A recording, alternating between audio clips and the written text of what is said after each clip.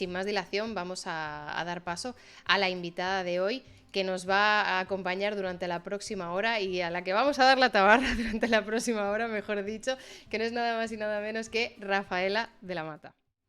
¿Qué tal, Rafaela? ¿Cómo estás? Hola, ¿qué tal? Pues leyendo el chat y la verdad que me está encantando. O sea, muchas gracias por la bienvenida. Por ahí he leído ya algunas preguntas y que ojalá que salgan muchas, muchas más. Nada, yo soy Rafaela. Por ahí han preguntado qué especialidad tengo. Yo soy Ujú. psiquiatra. Hice primero medicina, luego mi especialidad en psiquiatría. Y nada, a mí me encanta la salud mental, es un tema que, bueno, es mi fricada, es lo que me gusta y me gusta mucho hablar del tema, así que todo lo que me preguntáis, bienvenido y espero que os pueda ayudar o que tengamos una charlita así interesante. Y Perfecto. así que, Teresa, de tu manda. Oye, muchas gracias. No sé, no te había dicho, claro, que no te había avisado del chat, pero ya se ha introducido a sí mismo el chat. O sea, ya nada más que explicar, nada más que justificar. Lo de los chistes malos acabarán saliendo porque también es típico de este canal. Pero vamos, muy bienvenida. Muchísimas gracias por estar aquí. Si te parece un poco, ya que nos has dado un poco tu background, tus credenciales, ¿no? Ya que nos has explicado tus credenciales, si te parece, vamos a abordar pues incluso un poco de la reflexión que decía Chilangazo, que era un poco, trastorno es una palabra fuerte, suena fuerte, ¿no? Cuando hablamos de conductas alimentarias o cuando hablamos en otros contextos. Danos un poco en una frase qué engloba o qué entra en la definición de trastornos de la conducta alimentaria y por qué se denominan trastornos. Vale, venga, en una frase muy larga. Vale. Pues, a ver, un- lo primero que va a caracterizar un trastorno sería que ya te implica disfuncionalidad en diferentes ámbitos. Sí que mucha gente vamos a encontrarnos que tiene dificultades con la alimentación, dificultades a nivel social. Lo que va a implicar un trastorno es que cambia el transcurso de tu vida. Tú no puedes relacionarte socialmente, relacionarte laboralmente, relacionarte con la alimentación de una manera correcta. Es como que afecta a diferentes áreas. No solo nos centramos en una. Sí que nos vamos a encontrar personas que tienen dificultades, que eso no quiere decir que no necesiten ayuda, pero que no llegan a configurar un trastorno, sino que lo que les ocurre es que a lo mejor socialmente, en tema de la alimentación, por timidez extrema o por una fobia social, no pueden alimentarse, pero a lo mejor no es un trastorno de la conducta alimentaria, tenemos unas dificultades en ese ámbito. Y esto sí que hay que saber diferenciarlo porque lo que suele caracterizar al trastorno es la disfunción en la persona. Oye, implica tanto que ya no podemos relacionarnos correctamente. Entonces yo creo que esto, que es verdad que es una palabra que como dicen por el chat es un poco fuerte y yo siempre trastorno asusta un poco también Uh-huh. y creo que sí que cuando se pone tiene un peso y un peso sobre la persona Claro, y porque tiene lo que conlleva. un impacto en el día a día, en la calidad de vida de estas personas, suficiente igual, o sea, equiparable a como podríamos entender.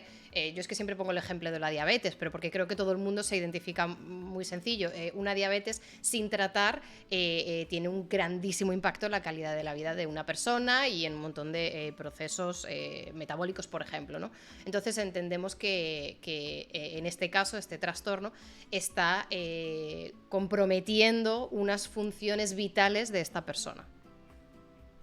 Vale. Sí, y por ahí que leo, yo que soy multitasking un poco, he leído que alguien dice diferencia entre desorden, síndrome. Uh-huh. Bueno, al final también, yo también con estas palabras que en salud mental pesan mucho, un trastorno, una etiqueta, muchas veces es una manera de comunicarnos entre profesionales, saber un poco dónde tenemos que abordar, el que no sea, que una etiqueta no sea algo negativo para la persona, al revés, que lo que un poco le implica es poder guiarnos entre profesionales para ayudarle a solventar esas dificultades en un momento vital. Entonces, no hay como diferencia síndrome. Depende un poco de los manuales que utilice cada profesional, el DSM-5, la CIE-11, pero que por ahí lo he leído que tienen mucho interés y bueno, que es un poco eso, una manera de comunicación como lo que tú dices, la diabetes Uh-huh. o infarto de miocardio o oye, este código, casi un código de comunidad científica.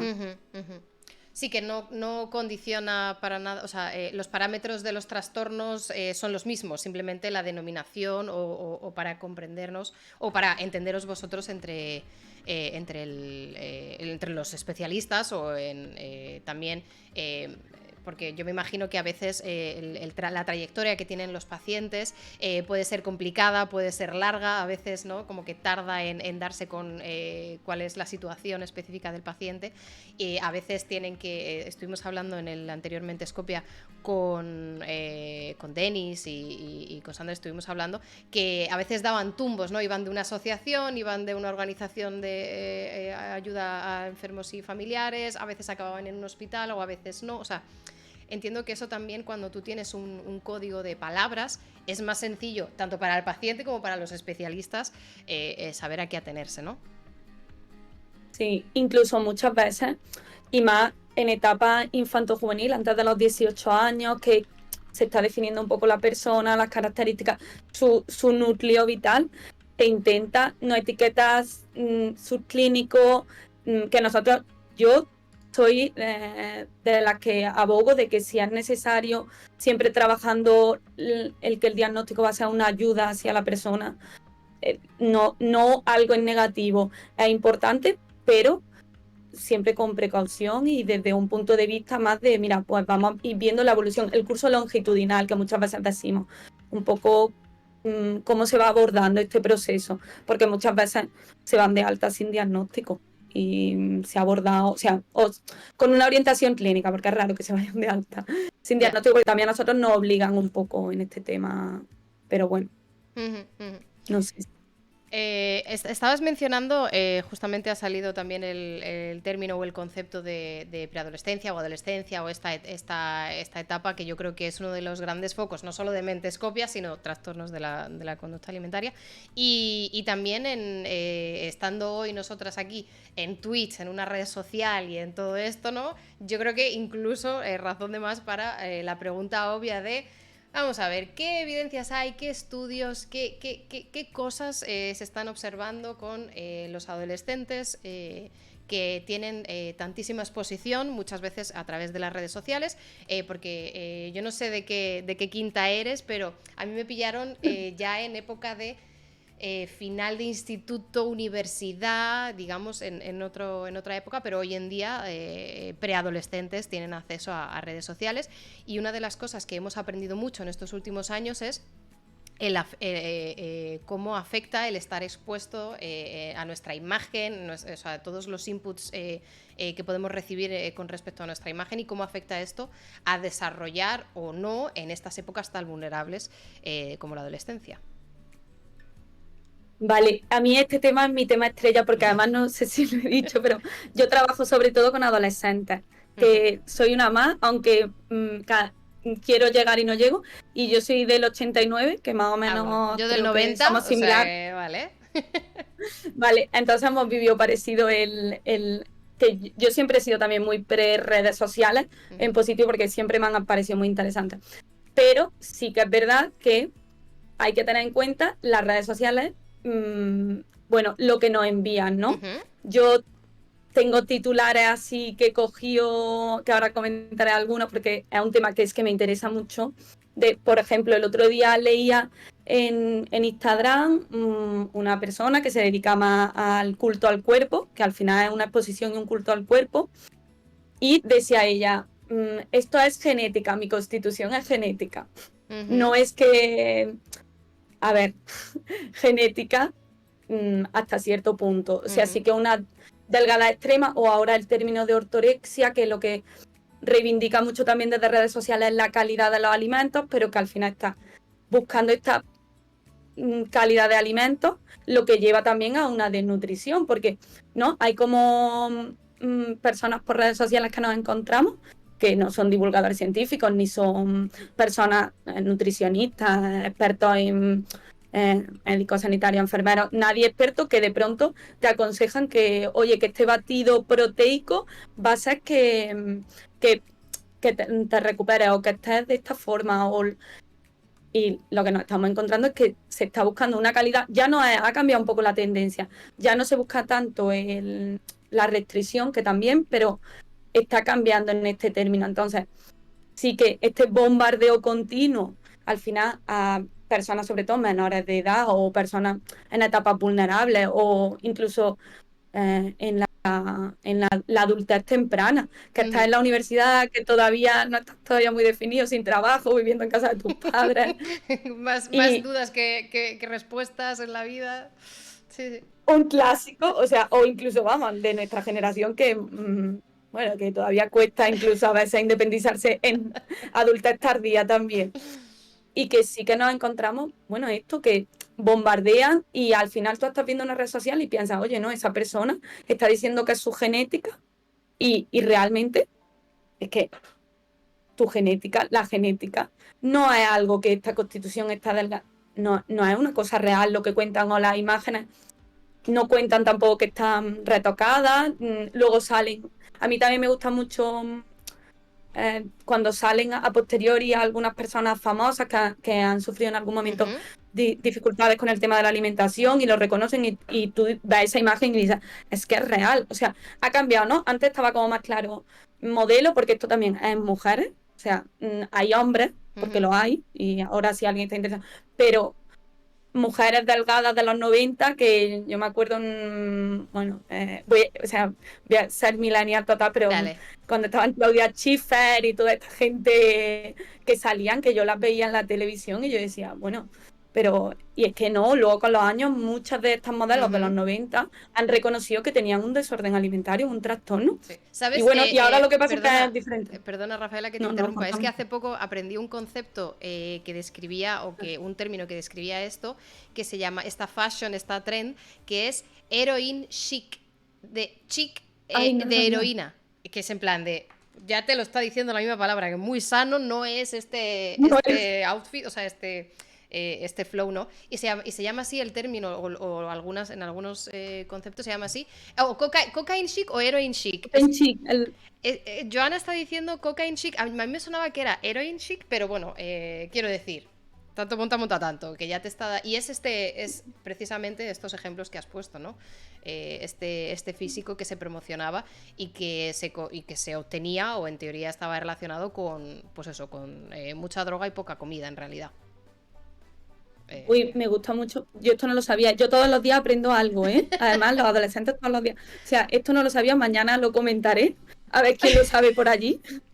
Pero me ha encantado, no lo conocía, ¿eh? Joana dice que es cocaine, puede ser que sea no pondría yo la mano en el fuego, pero vamos, que ahí está. Pero perdona, estabas diciendo que en estos ejemplos que se vendían como sanos o se vendían como unos estándares a los que aspirar y que luego han salido años después diciendo, oye, mira, de estándar a lo que aspirar nada, que estaba yo en la mismísima mierda, ¿no?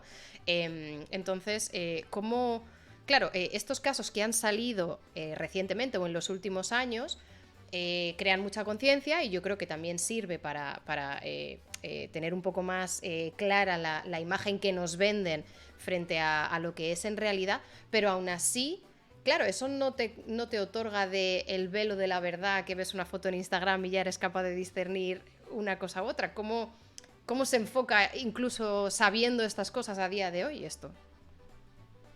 Hombre, yo creo que es difícil y que vivimos rodeados de redes sociales.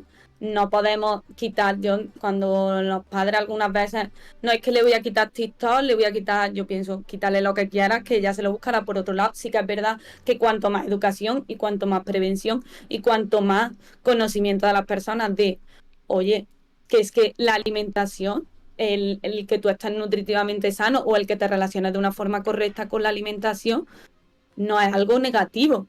Lo que esto también, lo que pasa es que se está mezclando ya incluso a las generaciones de los padres. Algunos pacientes nos comentan, es que tengo un tío que me comenta que coma galletas integrales.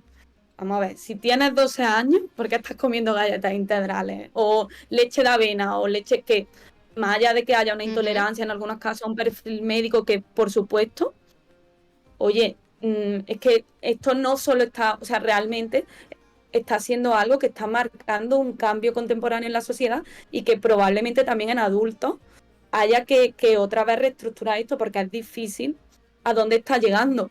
Pero yo creo que con educación, mucha prevención, y cuanto más conozcamos y estemos al tanto de esto, más sabremos detectarlo. Es difícil, ¿eh? Eso no Ya. quita que... Pero bueno, es que no lo podemos quitar. Ya, Sí bueno, es que que eso.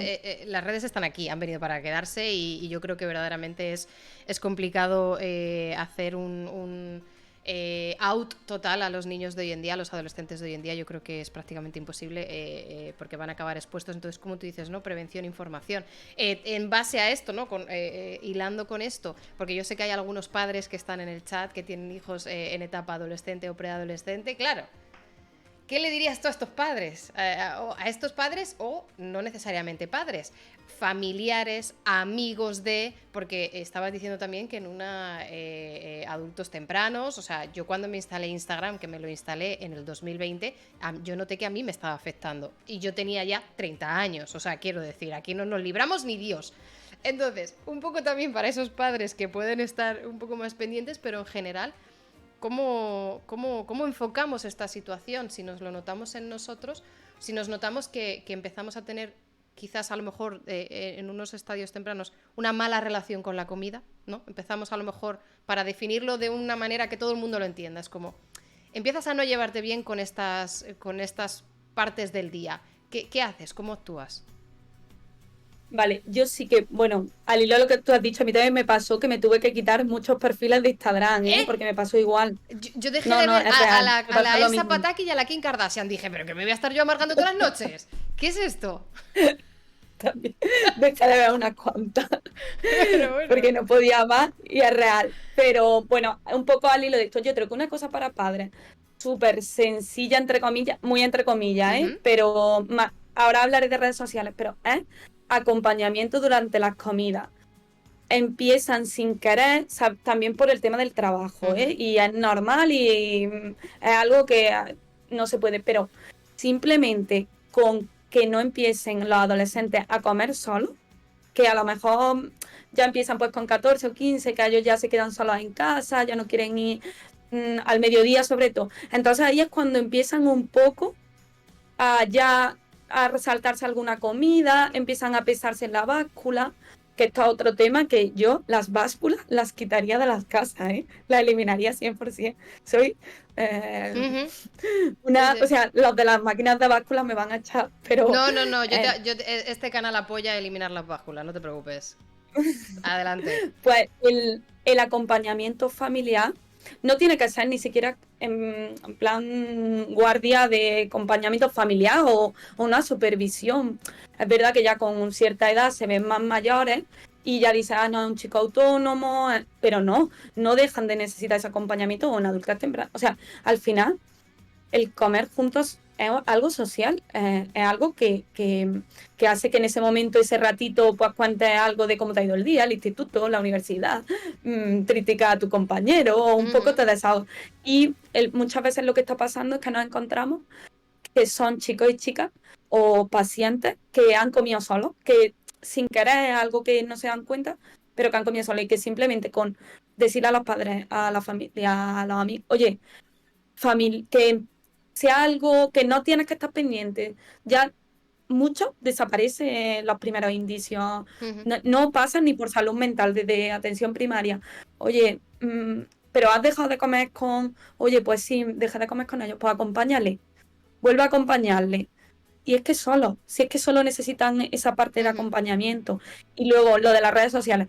Yo sí que igual que TikTok, Instagram, bueno, aparte de menores que ya no entramos, pero sí que en menores de edad, bueno, no sé si que esto yo también estoy ya muy al día, pero hay aplicaciones de contar calorías, Ujú. mmm, de los alimentos, cuántas calorías llevan, o sea, eso sí que mm, es que no pueden, o sea, no, porque se obsesiona, no Ya. es tan...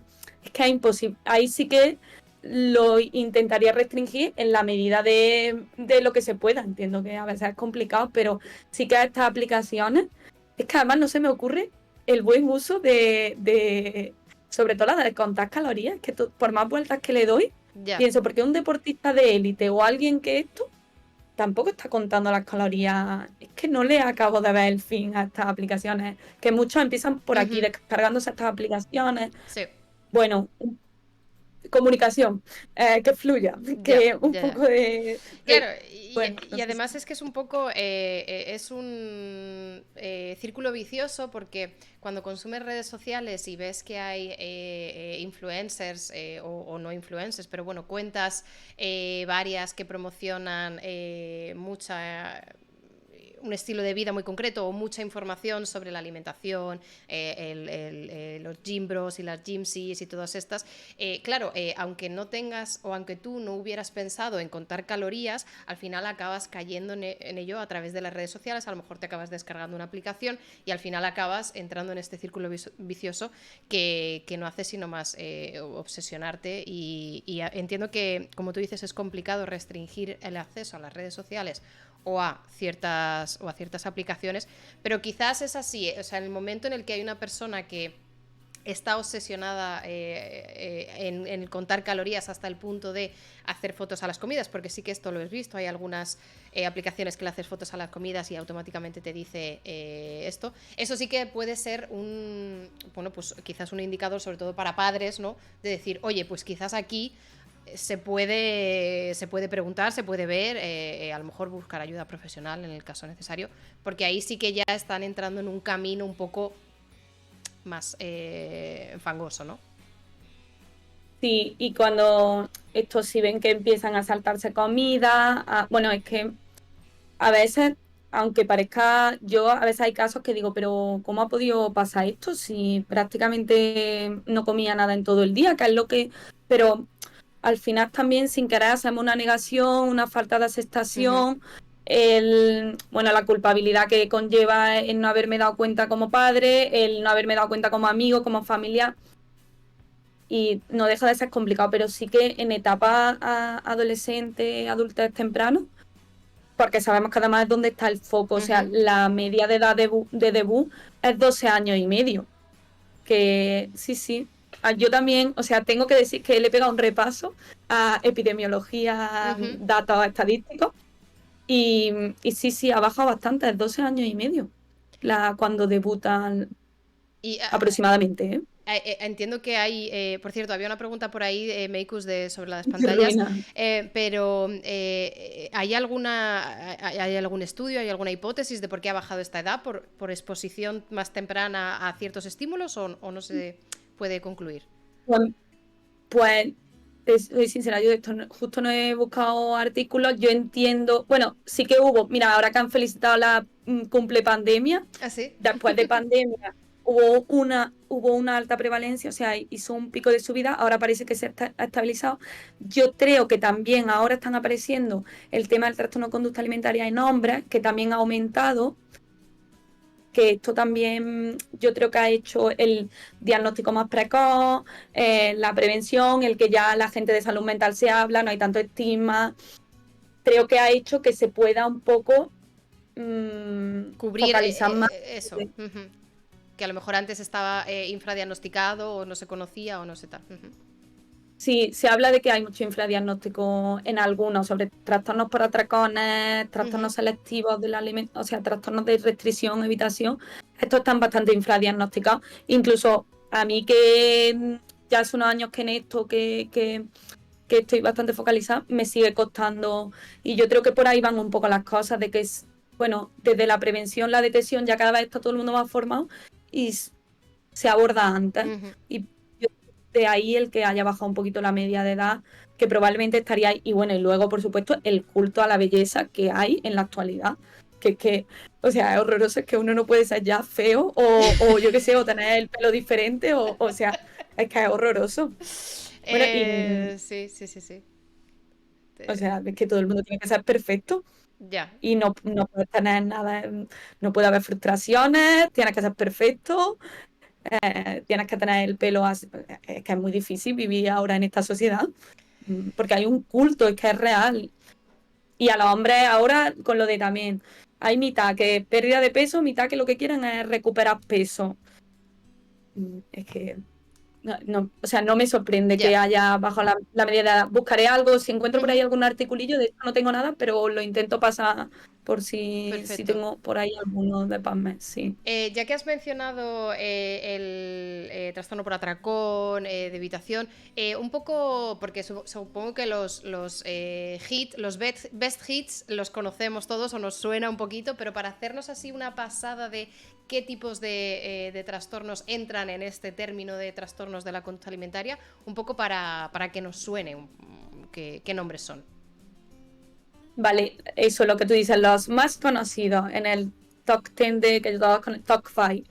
Anorexia nerviosa, que hay dos tipos, la restrictiva y la purgativa. La restrictiva no habla más, siempre hay en la anorexia nerviosa lo que caracteriza un bajo peso. Tenemos bajo peso, llegando a desnutrición y alteración de la imagen corporal, y luego lo que siempre, la coletilla y disfuncionalidad a nivel social, familiar, que esto entra un poco en todo. El tipo restrictivo sería más, pues cada vez voy comiendo menos, básico, o sea, así un poco burdamente. Sí. Y el tipo purgativo compensatorio sería más un tema de cómo, pero luego me voy corriendo. O sea, nada más terminas de comer, hago 50 flexiones, pero ¿cómo? Pero llego a hacer tanto para compensar y o purga, que son los vómitos, otros tipos de conductas compensatorias, que acabo en un bajo peso. En la bulimia nerviosa, el peso no tiene por qué estar bajo y no hay la alteración de la imagen corporal. O sea, son personas que sí que no presentan esta distorsión. O sea, en el espejo sí que cada vez que lo de la alteración de la imagen corporal es una cosa también que el que lo ha tenido como síntoma, porque además es un síntoma que cuesta que desaparezca, es que están en índices de masa corporal de 13 y 14 y siguen diciéndote, a mí me decía una paciente, Rafaela, como me hagas comer me arranco la grasa. Y le decía, pero si no hay grasa, que yo que ya vinculo, porque es que me tiro meses con alguna. O sea, llegan al punto de decir, es que yo me veo gorda en el espejo, me digas tú lo que me digas, y le digo, pues en este proceso ahora mismo está un síntoma, el cerebro nos llega a engañar y tenemos que dejarnos guiar porque no es que queramos que estés gordo, lo que queremos es que tú tengas una vida sana y que nutritivamente estés adecuado y que puedas hacer tu vida normalizada. Luego, sigo que me... Sí, trastorno por atracones, que este sería también episodios de atracones recurrentes, pero no tiene por qué haber conductas compensatorias para perder peso. Y mira, y uno de los que estos dos últimos están más diagnosticados, el trastorno por atracones y el trastorno de evitación, que son personas que están en bajo peso, pero realmente no comen, no es que sean restrictivos, pues, por ejemplo, comen patatas fritas, comen salsa, que realmente sí que hay alimentos calóricos, o bueno, calóricos, si es que no es tanto el tendente al de la anorexia, pero son muy selectivos. Entonces, como hay poquita alimentación, pero más a lo mejor desde una fobia, desde un miedo a alimentarse, más ansioso, pues llegan a índices nutricionales a pesar de la alimentación, que no se dejan de alimentar, pero llegan a estar también en desnutrición. Y esto cuesta un poco más detectarlo, los dos últimos, porque además la bulimia y el trastorno por atracones, la gente como que todavía se culpabiliza, les cuesta más, es un poco escondido. Bueno, entiendo. Un poco. Justamente hace unos meses revisamos un paper, no sé si fue en stream o lo hice fuera de stream, de un estudio de trastorno por atracón, que habían estudiado algunos mecanismos y lo relacionaban con procesos de adicción en algunos procesos neuronales, en procesos cognitivos, y un poco...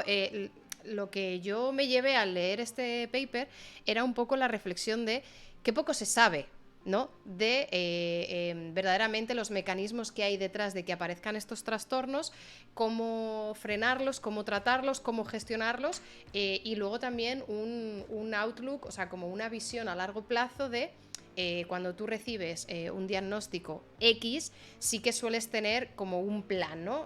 Volvemos a la diabetes. Dices, mira, te han diagnosticado esto es de por vida, vas a tener que tener estas inyecciones, vas a tener que controlar esto y esto. O el hipotiroidismo, pues mira, el hipotiroidismo, esto es esto, te tomas esto, puedes esperar estos efectos secundarios y ya está. Y es como que tú ya tienes un plan. Y no sé por qué, yo estoy obviamente lejos de esto, tú lo sabes muchísimo mejor que yo, pero me da la sensación de que hay muchas más incógnitas en cuanto a los próximos 3 meses y los próximos 30 años. ¿Cómo se enfoca estos trastornos en cuanto a tratamiento y pronóstico que le dais a los pacientes, un poco en base también a la evidencia que hay, que tenéis a vuestras manos? Pues mira, en anorexia nerviosa esto sí que ya hay mucha evidencia científica, mucha literatura y está como más claro. Y esto sí que siempre hay un primer proceso de renutrición, se hace un abordaje luego desde la perspectiva de la alteración de la imagen corporal, las habilidades sociales. Como que hay también un tercio de pacientes que las vemos y luego a largo plazo sí que son trastornos de conducta alimentaria, son patologías que necesitan más seguimiento que otras patologías. Así que a medio y largo plazo te siguen de forma estrecha, pero en anorexia nerviosa hay un tercio de pacientes que no vuelven, que el proceso se aborda, sobre todo cuanto van precozmente, y desaparece. Y bueno, hay esas características, siempre se dan un poco la advertencia, el cuidado, pero son familias, también hay mucho trabajo con la familia, la supervisión de las comidas, el acompañamiento, el tipo, bueno, son expertos familia y pacientes. La anorexia está bastante más estudiada. En los otros, aunque también en bulimia nerviosa también, porque se hacen registros de purgas, también tiene un proceso. Así que a partir de ahí, mi impresión, aunque hay mucha literatura médica y está un poquito menos definido el plan. No quiere decir que no, pero por esto de que también son pacientes un poco que les cuesta más vincularse, cuesta más que sigan un poco las pautas en anorexia nerviosa, son un perfil de pacientes más con tendencia al perfeccionismo, que a pesar de estar mal, son cumplidores en consulta. Entonces, bueno, en los otros procesos cuestan más verlo. A medio y largo plazo sí que, como muchas enfermedades mentales, no todas, pero muchas sí que van mejorando, o sea, la tendencia a la mejoría, a la estabilización. Entonces esto sí que pasa, el pico de incidencia mayor y donde hay más síntomas en adolescencia, adultez temprana, y luego va mejorando. También hay que reconocer que la tronificada, que suelen ser casos que por lo que sea han llegado a consulta más tarde o no se han abordado de la manera o han sido inconsistentes en la adherencia terapéutica, se tronifican. Y yo creo que queda mucho por delante, mucho camino en adultos, porque creo que está muy bien definido la parte ya de por cómo se aborda de niños, adolescentes y de adultez temprana, pero en el adulto más tardío creo que nos queda camino por delante y que quizás hace 30 o 40 años esto tampoco se abordaba como ahora, a pesar de que estaba. Ya. Y mira, un buen camino, sí. Bueno, Eso te digo un poco a poco, poco, pero... supongo que cada vez iremos sabiendo más del tema. Hacía también una reflexión de ese en el chat claro, un poco en base a esta pregunta de cómo abordar el tratamiento. Claro, estábamos hablando de en qué época eres más vulnerable de que empieces a desarrollar estos trastornos y qué motivos pueden ser los causantes, ¿no? O qué factores son determinantes, la exposición a las redes sociales, el tema de lo de las calorías, no estar acompañado en las comidas, esta desconexión un poco de rutinas de comida y tal, pero me imagino que luego también hay otros muchos detonantes, hay otros muchos situaciones, otras enfermedades quizás asociadas. Claro, esto lo único que hace es hacerlo más complejo y más difícil, me imagino, pero ¿qué diferencia hay o no sé si existe esta diferencia en cuanto tienes a un paciente cuyo único síntoma o única enfermedad, digamos, es este trastorno de la conducta alimentaria, o cuando esto es una consecuencia de otra cosa? ¿Esto hace que enfoques el tratamiento de manera diferente o que a lo mejor se pueda cronificar o no? ¿Qué diferencias hay? Vale, yo creo que siempre recordad que esto lo repetirá mucho, que la salud mental es muy multifactorial. no es una cosa única de no podemos culpar. Hay muchos chicos y chicas o muchas personas que no han comido con sus padres pues por circunstancias o con familia y no han desarrollado un Ujú. trastorno. Entonces, todos los chicos que no comen con sus padres van a desarrollar un trastorno. No. No. Yo he querido incidir esto porque creo que es fácil Ujú. esto de ponerle un poco de respuesta, pero hay otras causas. Hay, sea la genética, está también ya muy estudiada. No se sabe exactamente el cromosoma, pero sí que parece que una asociación de diferentes genes, sí que esto está estudiado en gemelos especialmente, sí que han visto que hacen que haya un debut y Ujú. que pueda aparecer el trastorno. O sea, sí que creo que ay, ahora mismo no me acuerdo el porcentaje exacto, pero es más frecuente en familiares de primer grado de trastorno de la conducta alimentaria que otro desarrollo un trastorno de la conducta alimentaria. Ujú. La causa genética, la causa biológica individual de cada uno, hay personas que somos más susceptibles, Ujú. la personalidad de cada uno, que esto también hace, es un perfil de perfección de alta autoexigencia, la anorexia nerviosa es más común, un perfil más desorganizado, una comorbilidad, lo que hablamos, ¿no? Una comorbilidad con una persona con más dificultades de control de impulso, que esto es que forma parte del ser humano y que Ujú. tenemos que tenerlo en cuenta. No siempre es patológico, pero hace que vayamos echando diferentes factores y que es la diferente etiopatogenia de la salud mental. Creo que es lo bonito y lo Y lo difícil. dificultoso de la salud mental, sí, porque como no es una causa como tú comentas, ¿no? Lo que tú dices, pues que en la diabetes Ujú. tengo la insulina independiente, no estoy segregando insulina y está Ujú. claro, no, en salud mental es verdad, es un compendio de multifactorial, de varias causas, pero no tenemos que olvidar, sobre todo los profesionales, oye, si hay un trastorno de conducta alimentaria en la familia, que esto tiene una base genética, mm, vigilar al hermano, vigilar al hermano. No, pero simplemente fijar Ujú. nosotros, ¿no? Que abordamos al final.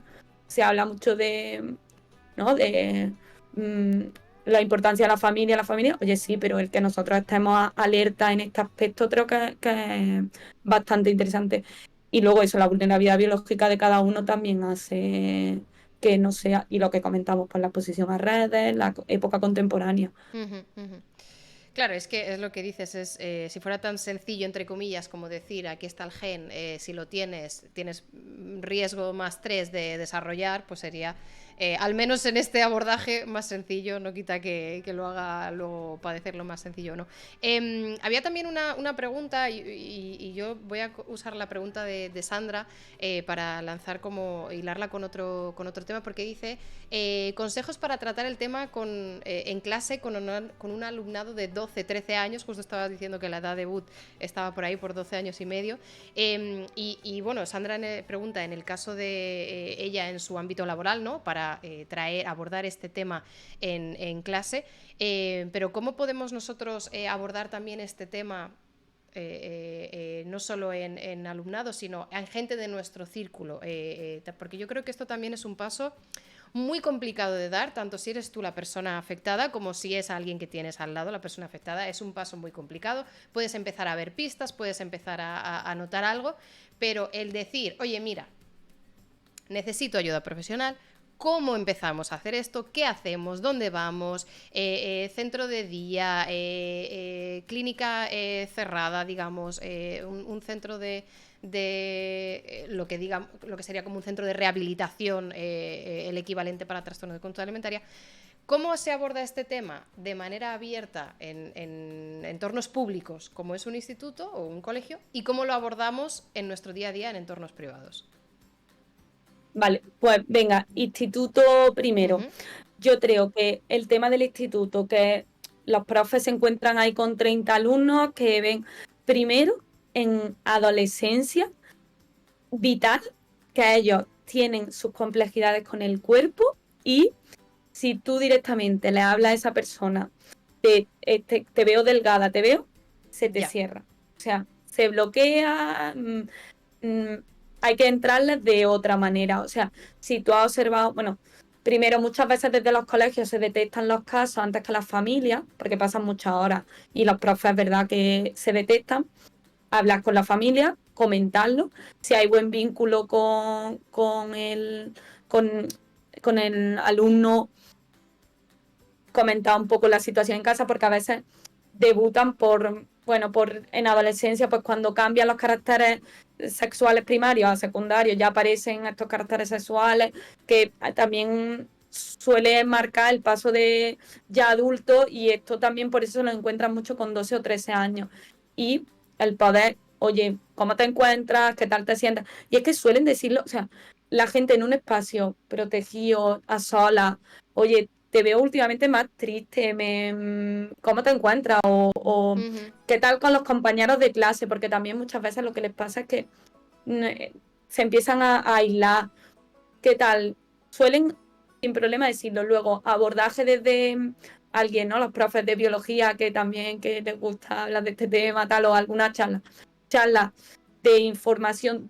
Yo no lo enfocaría desde los coles, tanto desde la patología, sino desde la normalidad. Oye, lo normal es que hagamos 4 o 5 comidas al día, lo normal es que estáis creciendo y que os alimentáis, los cuerpos son súper diferentes, o sea, no entraría en patología, en báscula, en trastornos, sino en la normalidad. Oye, Ujú. yo como profe te informo de que, o sea, lo que un poco... Si es que hay muchos, los adolescentes tienen una cosa, y es que tienen muchos mitos falsos. Ujú. Ellos pues piensan que si un día me como una tarta voy a recuperar 5 kilos. Le digo que no, que el peso es estable, que si no estaríamos todos los adultos, o sea, que no, que no. O sea, entonces es muy fácil trabajar con ellos en este aspecto, porque simplemente informándoles de la Ujú. normalidad, esto por un lado, siempre en cole desde la normalidad, no patología, lo que estamos es formándoles, no Diagnosticando hagamos ni, tampoco ni, nosotros, claro, no tampoco. hagamos pacientes, Ujú. si ellos lo que quieren es informarse. Ahora ya sí que detecto un caso, hablas con el alumno, comentarle, oye, hablamos con tus padres juntos, tal. Normalmente cuando tú les explicas, vamos a hablar con tus padres, venga, vale, lo digo. Que no, pues a veces hay que hablar con la familia. Con familia, Ujú. oye, mira, me encuentro esta situación. Y ahora cuando llega la familia, ¿qué hace esta familia? Nosotros tenemos diferentes recursos, pero el primer recurso para llegar a salud mental suele ser a través de atención primaria, tu médico, tu médica de familia. A través de atención primaria, oye, tengo estas dudas, me ha dejado de comer, tal, cómo va por percentila, incluso en adultos, oye, no hace falta entrar en la consulta, mira, es que no come desde hace una semana, no, oye, mira, vengo con esta persona, estoy preocupada, Ujú. un poco la situación, y que nos aborde. Lo que se suele hacer comúnmente en el caso de que sí que se detecte, que parezca que haya unos síntomas compatibles con un trastorno alimentario, es una derivación a los centros de salud mental comunitaria, que son pues como el médico de familia, pero el psiquiatra de familia, por decirlo Ujú. así un poco. Esta persona ya te va a ir orientando en casos leves, moderados. Se puede enfocar bien desde el médico de atención primaria, que muchas veces la gente quiere el psiquiatra, el psicólogo o el psicólogo, que yo hablo de psiquiatría porque me sale solo, pero que Ujú. los psicólogos también están ahí. Que se habla de no, que llame, que me vea al psiquiatra o al psicólogo, y no, si los médicos muchas veces desde atención primaria, con lo que hemos dicho, una instauración de un poco de normalidad, de hablar Ujú. de esto de las calorías, quitar las básculas y tal, desaparecen los síntomas. Si no, pues siguiente nivel, comunitario, que no es posible desde aquí. Ya en muchas comunidades y en muchas ciudades hay hospitales de salud mental, que hay incluso hospitales de salud mental de trastorno de la conducta alimentaria, que son de estancia solo por el día. Ujú. Aquí ya hay diferentes etapas de recuperación, tal. Aquí sí ya son casos moderados, graves, de pacientes que, por lo que sea, hay muchas dificultades en el ámbito familiar para las comidas, que no recuperan, que están en bajos pesos, que ya sí que hay, a nivel médico también hay una serie de empeoramiento, y ya última instancia, la hospitalización, que los ingresos en los hospitales son unos ingresos pues que son de 2 o 3 meses, porque los pesos que suelen traer son pesos bajos, la recuperación es lenta, porque además nosotros intentamos que sea una recuperación a la normalidad, o sea, Ujú. mmm, Que se luego mantenga, no No, que sea que luego vuelva a bajar. y que se trabaje, Ujú, claro, y que se trabaje un poco, intentar no ser truentos con el paciente, medidas de normalidad. O sea, que es que no se pone su menú, o sea, no sé, que haga falta en un momento dado una nutrición por batido, vía oral, se intenta que la nutrición siempre se empiezan con calorías más bajitas y se van incrementando progresivamente, pero una nutrición de comida normalizada, implementando eso sí, progresivamente. O ujú. sea, pero, y en hospital de día también es parecido, lo único que hospital de día sería para una estancia más no Intermedias, ¿no? Ujú. pernoctan, no duermen, sí, sí. Y esto sería, pero la vía siempre, mira, consulto médico de familia, tal, que me oriente y me hace la derivación. Y no, normalmente no hay problema. Y cuanto antes se detecte, pues Ujú. antes se Antes se puede. puede intervenir. Sí. Tengo también otra pregunta un poco en tu experiencia, porque claro, estamos hablando de edades todo el rato, adolescentes, preadolescentes, jóvenes adultos. Y yo hice el doctorado en pediatría, entonces en alergias, nada que ver con esto, pero La alergia, eso he visto. en alergias, pero una de las dificultades que siempre, claro, que cuando tratas con niños o adolescentes de pronto te estampa así en la cara, es que no estás tratando con un único paciente, estás tratando con dos o con tres, en la mayoría de los casos, ¿no? Tienes que enfocar al paciente que es menor de edad y a los padres, tutores legales o representantes que sean. Y cuando yo necesitaba sangre de estos pacientes alérgicos, tenía que convencer muchísimo más a los padres que al niño. Entonces, a mí siempre me parece increíble y extremadamente complicado quienes trabajáis con adolescentes, porque a veces, por desgracia, padres o representantes legales no son una ayuda, son un inconveniente. Esto tampoco es un secreto, ni estoy revelando aquí nada, ingeniería cuántica, pero es muchas veces la realidad que supongo que te encontrarás de vez en cuando. Y que obviamente tu prioridad es que este paciente mejore, acabe superando este trastorno y teniendo una relación con la comida digamos, normal o que no le afecte en su día a día. Cuando tienes estas dificultades extra que están fuera del paciente, ¿cómo se abordan? Porque no dejan de ser menores de edad, las cosas que tengas que hacer al final tienen que pasar por el consentimiento de los padres. Me imagino que a veces es difícil convencer a los padres de qué camino a seguir. ¿Cómo enfocas tú estos tratamientos?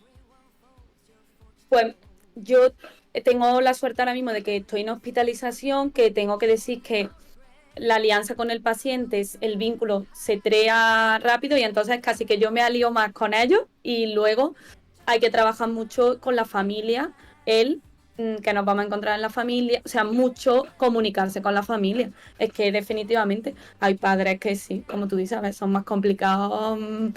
Respeto a todos los padres de mis pacientes por si Por alguno me está supuesto, no, escuchando, no, pero, respeto ante todo. pero, mm, Pero es que yo no son. entenderlo. Los padres no son Efectivamente. psiquiatras ni son especialistas y tampoco tienen por qué saber cómo enfocar estos problemas. O sea, no lo digo de que lo hagan de manera consciente No, no, de entrada.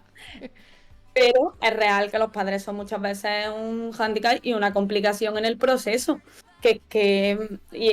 Definitivamente tú estás trabajando con el paciente, pero como te olvidas de la familia y en adultos. O sea, Ujú. mm, podemos olvidar en adultos tampoco de que el alrededor, familia y amigos.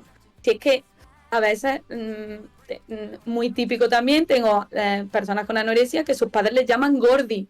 Lo primero que les digo es, por favor, llámala por su nombre de pila.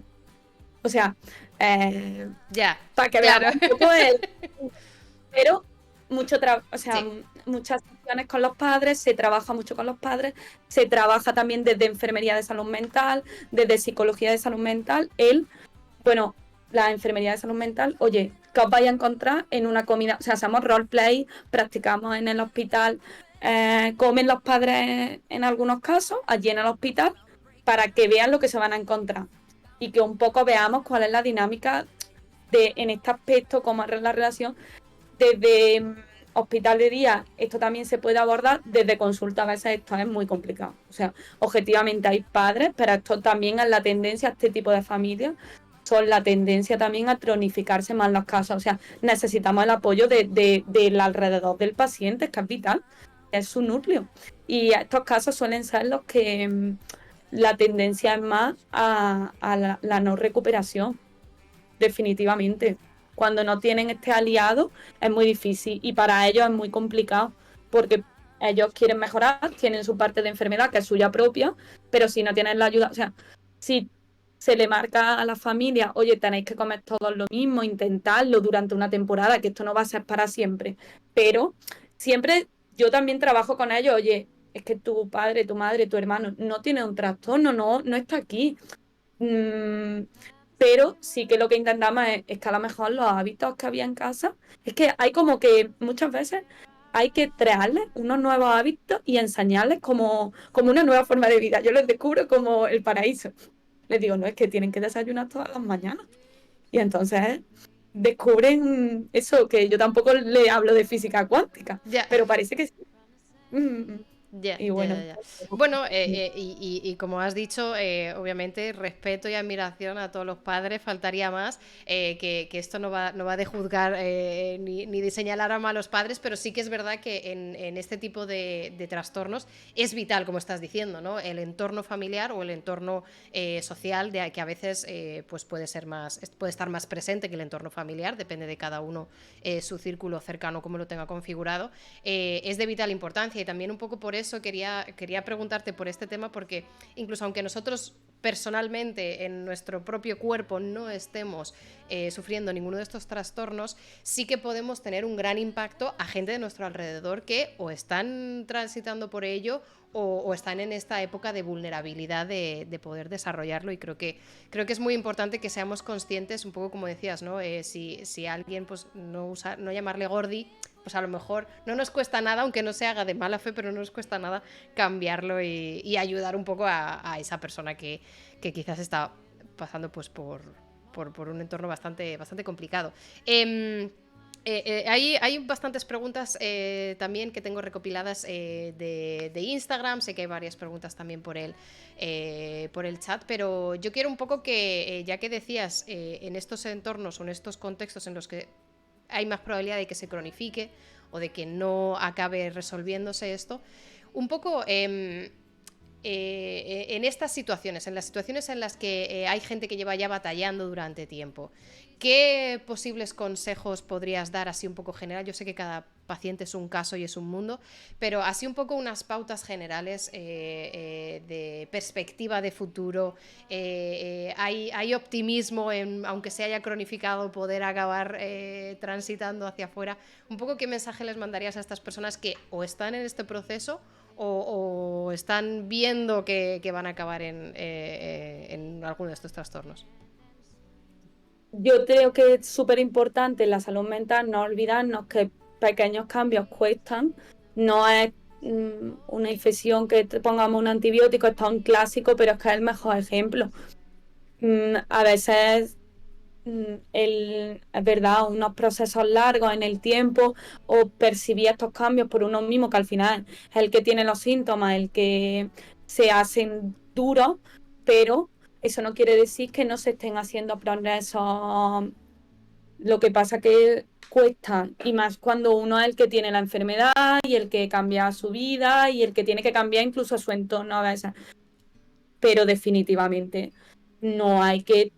primero, por un lado, porque cuanto más pasa el tiempo, más se sabe, mejor se aborda. O sea, mejor se tratan los profesionales y más formados. Hoy me comentaba una paciente que había estado ingresada en un hospital de fuera de España, y que le decía a veces el personal sanitario, es que esto lo haces para manipular, para llamar la atención. Y yo decía, como en otros países todavía, Queda como mucho, sea, queda o mucho sea, por recorrer. queda mucho. Entonces yo creo que nos queda mucho por recorrer, que queda mucho de investigación por delante, que quedan muchos cambios que hacer, pero que definitivamente eso no quiere decir que no se pueda mejorar y que el pronóstico no pueda cambiarse. Bueno, yo creo que un poco justo lo que dices es un mensaje bastante positivo, ¿no? De decir, oye, mira, esto se sigue investigando, esto se sigue avanzando, cada vez hay más estudios, cada vez hay más evidencias, y yo creo que también ahora cada vez hay más largos plazos, ¿no? Tenéis a pacientes que han pasado por diferentes estadios, que han superado completamente trastornos, otros que han cronificado, y también tenéis mucha más data para ver en qué casos hay esta prevalencia de cronificarse, en qué casos o qué herramientas son útiles para salir de aquí y de allá, ¿no? Yo creo que es súper útil. Y como siempre, la complejidad de que cada persona es un mundo con sus condiciones y sus contextos, que a mí se me hace ultra complicado verdaderamente de gestionar, pero bueno, que estáis en ello, así que yo creo que es un buen mensaje. Hay varias preguntas, como ya decía, voy a coger un par de preguntas que habían dejado la gente por Instagram. Algunas ya las hemos abordado. Preguntaba la incidencia en chicos y que si también estaba en aumento, que justo es lo que has dicho, un poco por esta mejora de diagnóstico, de detección. No sé si nos puedes dar como un ratio aproximado de, aunque ahora haya más casos de chicos, pero ¿en qué ratio nos manejamos? Vale, sí que es verdad que esto sigue siendo la tendencia en mujeres. De hecho, mujeres es factor de riesgo. Un hombre de cada 10 mujeres. Vale. Y sí que ha aumentado un poco del 10 al 15%. Pero probablemente esté infradiagnosticado porque los chicos tienden más a querer ganar peso. Eso no, o sea, llama mucho más la atención la anorexia por la pérdida de la desnutrición, porque acaba llegando a nivel médico, por la bradicardia, llega por los... Pero realmente en los chicos también hay esto que comentábamos de el interés, la calidad de los alimentos, y dejó también un poco la alimentación. Entonces esto es más o menos un poquito. Y ha subido como de un día a un 15% en los últimos años. De acuerdo. También había una reflexión antes en el chat que se me pasó, creo que fue de Laura, una reflexión que decía que hay padres con TCAs no diagnosticados, que es como, claro, es que o sea, los adultos no estamos libres de absolutamente nada tampoco, aunque no estemos en nuestra época más vulnerable quizás, pero sobre todo si también lo llevamos arrastrando quizás sin darnos cuenta de una época temprana. Y no sé si esto te ha pasado a ti en consulta o en tu trayectoria, de que al verlo en los adolescentes has visto síntomas y has visto patrones en los propios padres. O sea, sí. Siempre, o sea, lo que hablábamos de la genética, pero la forma, los hábitos que hay en casa y las costumbres que hay en casa, o sea, es que es literal. De llevarle de merendar al personal, por agradecernos que 100%, nosotros siempre, cariño a los pacientes y a las familias que tienen mucha paciencia con nosotros también, pero de llevarnos de regalos postres sin azúcar. Y nosotros, no. O sea, ¿por qué no hacen esto? Un detallito que nosotros lo agradecemos y que son un día. Pero esto nos habla un poco de qué hay, que tenemos, que nos encontramos. Claro que la genética familiar de primer grado, sí. O sea, abuelos, yo siempre pregunto, y se lo pregunto incluso a los pacientes, le digo, aunque no se le hayan dicho, ¿a ti te parece que alguien en tu familia? Y sí, lo he leído con Laura y sí, lo ha dado en el clavo. Bueno, el combo bombo, cuando vas al hospital y dices no solo el niño sino la madre, dices vale, perfecto, vamos escaldados a casa. Había justo también una pregunta de Instagram que preguntaba estudios sobre hermanos de pacientes, justo estás hablando de esto, de que el factor genético es importante, y además hermanos que comparten casa, que comparten ambiente, pues me imagino que ahí también los factores se suman, ¿no? No solo si puede tener un factor genético, sino también todas estas rutinas que estábamos hablando. Otra pregunta que decía, es una pregunta un poco más concreta, no sé si nos puedes dar info, pero si no, no te preocupes. ¿Qué tipos de TCAs son más prevalentes en TEAs, en trastorno del espectro autista? Y en el caso de coexistir, que si se aborda de una manera diferente, que si requiere un tratamiento pautado por un centro más de trastorno de conducta alimentaria, o por a lo mejor el especialista que le esté llevando el otro ámbito. ¿Cómo se aborda esto? Vale, como, o sea, pueden presentar obviamente comorbilidades, Ujú, un trastorno espectro autista, una persona con unos rasgos de autismo puede tener también una anorexia nerviosa, pero es que en el autismo en sí ya hay esa selección con los alimentos que puede conllevar una anorexia, o sea, como son personas más sensibles a las texturas, a las temperaturas, más selectivos con los alimentos, se mezcla ahí un poco y esto sí que hay que hacer muy buen diagnóstico diferencial porque el abordaje es diferente, porque no es realmente que quieran obtener ese culto a la delgadez, que tengan esa alteración de la imagen corporal, sino que más, mira, este tipo sería más frecuente que no encontrarían a lo mejor un trastorno por evitación o restricción alimentaria, que es un bajo peso, pero más por esto, por el tema de las texturas, que se habla del picky eating en ujú, inglés, sí. que a mí es una palabra que es como define esa sensibilidad. Entonces, igualmente puedes tener un trastorno espectro autista y desarrollar una anorexia, pero lo que sí que nos encontramos es esto, que más desde esa vía y más lo que hay es un trastorno de evitación de alimentación, pero por esto. Entonces hay que trabajar más pues la desensibilización a las texturas, a los alimentos, el que muchas veces lo que les pasa en el trastorno espectro autista es que en épocas tempranas no tienen bien formados los músculos orofaciales y entonces lo que les enseñamos mucho también con logopedia, esto es en chiquito, Claro. en adolescencia, pero sí que se trabaja mucho desde psicología y logopedia, el que aprendan a masticar bien y a veces desarrollan un trastorno de la conducta alimentaria por esta esfera. Sí que se aborda de otra manera, porque suelen tener otras características, que no Ujú, quiere decir que no haya sí. una persona con rasgos autistas que pueda ser una anorexia, que también, Ujú. pero suele ser más frecuente lo otro. Entiendo. No sé si, porque justo como estábamos hablando de comorbilidades, ¿cuál es la comorbilidad más, más asociada a trastornos de la conducta alimentaria? ¿Se sabe esto? ¿Cuál es la que más? Sí, sí, más o menos, o sea, no sé si la que más Sí, punto, bueno. porque como son diferentes trastornos, Ujú, pero por hacer un remix, trastornos de ansiedad, trastornos depresivos, trastorno obsesivo compulsivo y algunas veces trastornos de inestabilidad emocional. Estos son como los más frecuentes, así en englobando, general. haciendo un mix. Ujú. Sí, sí, Vale, sí. Y no vale. es raro, que se encuentre. Entiendo.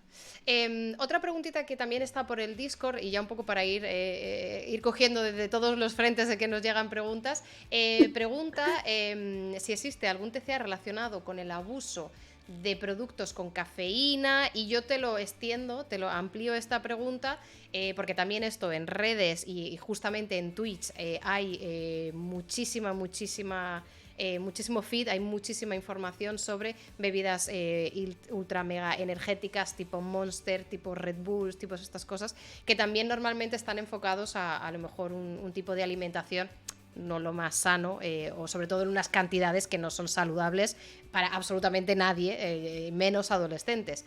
En este ámbito de bebidas energéticas o este tipo de bebidas ultra cafeinadas, ¿cómo entra en los TCAs? Vale. En el TCA se utiliza, por ejemplo, el café. Es que no entra, o sea, no empieza el café, sino que más bien lo usan. Ajá, Eh, claro, como el café pues me hace ir más al baño porque me puede provocar más diarrea o más diuresis, lo uso. ¿Qué ya. fue antes, el café o el trastorno de la conducta alimentaria? Bueno, entonces, un poco esto. Las bebidas energéticas, ¿verdad? Que no suele ser tan característico Ujú, de es más, mira, las bebidas energéticas, que buenas tampoco a veces son, en exceso nada, ujú, pero como mucho lo podrían utilizar como energizante, ¿no? Como más, para estar más activo y más movimiento. ujú. El café hay este truco, yo es que además me sé ya todos los trucos habidos y por haber. El agua caliente con té también para orinar como diurético. Bueno, Ya. infinidad. Bueno, venden por los supermercados, ya sabemos todos. Tés, infusiones milagrosas para orinar más, para que te purgues. O sea, lo utilizan más bien como mecanismo de pérdida de peso o como compensatorios para después de una comida. Pero el café en sí, Ujú. como tomo mucho café y acabo haciendo un TCA, no. Pero No. bueno, tampoco es en exceso, aunque todos somos pro café, que le vamos a hacer. Sí, Pero sí. en eso pecamos muchos.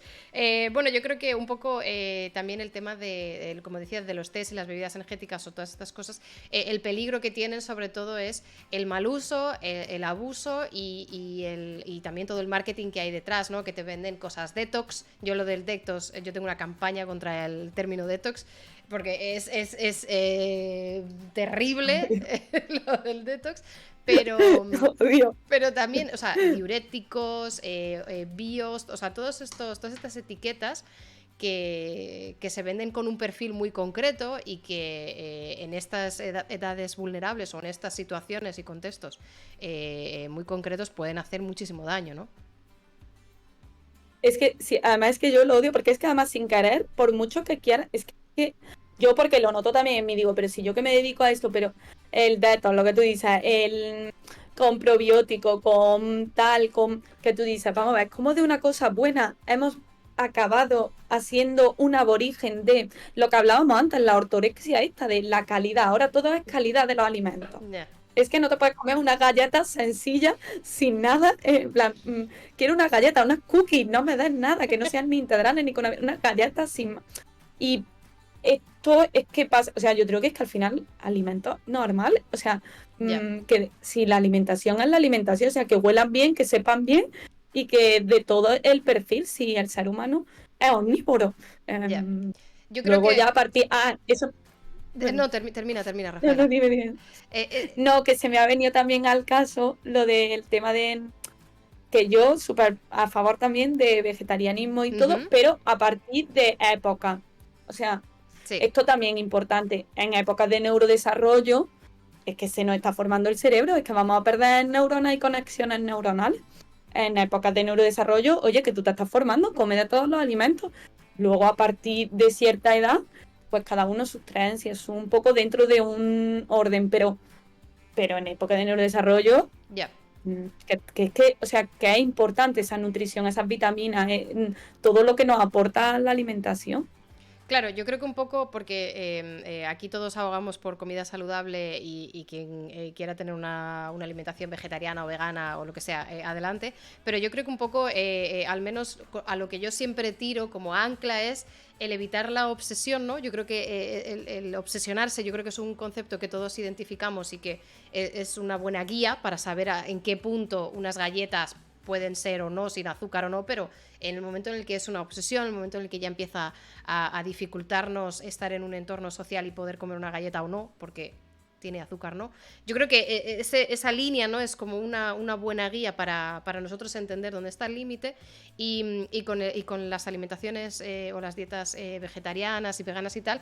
Esto también yo tenía entendido que era como un comodín de las personas que empezaban con estos trastornos, decir, no, es que me hago vegetariana y es como, ojo, cuidado, que está muy bien, maravilloso, pero lo más probable es que no partes o no tomes esa decisión desde un estado sano mental, o sea, no estás en tu plena consciencia y en tu plena salud mental como para tomar eso, y luego que también requiere muchísima formación para mantenerlo equilibrada y seguir recibiendo todos los nutrientes, que a veces tienes que ser profesional nutricionista para verdaderamente equilibrarlo.